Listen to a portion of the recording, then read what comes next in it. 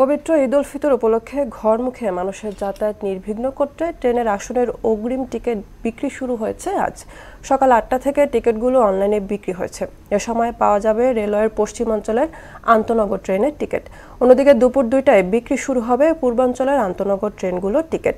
বরাবরের মতো এবারও আন্তনগর টিকিটের ৭ দিনের অগ্রিম টিকিট বিশেষ ব্যবস্থায় বিক্রি করা হবে। যাত্রীদের সুবিধার্থে শতভাগ টিকিট অনলাইনে বিক্রি করা হবে।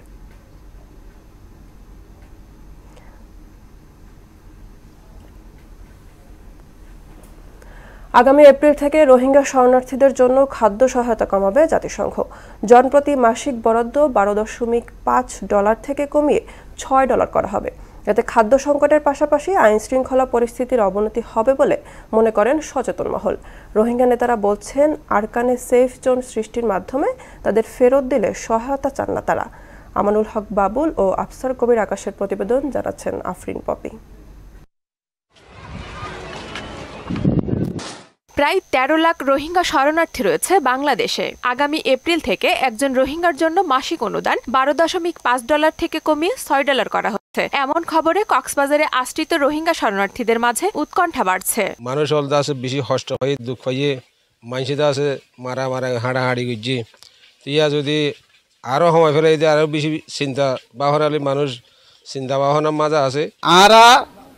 বাংলাদেশের মাঝে লম্বা সময় 8 বছর পর্যন্ত গিয়ে আর আত্মাই বলা নফাই বাংলাদেশের দুঃখ দি বললে ইয়ানো আর নফাই পয়সা এনে শেষ লাগো তাহলে জিনিস তো যদি মানুষ মার উন্নত হইলে খাদ্য সহায়তা কমলে রোহিঙ্গাদের পুষ্টি ও স্বাস্থ্যের ওপর প্রভাব পড়বে বলে মনে করেন শরণার্থী ত্রাণ ও প্রত্যাবাসন কমিশনের এই কর্মকর্তা।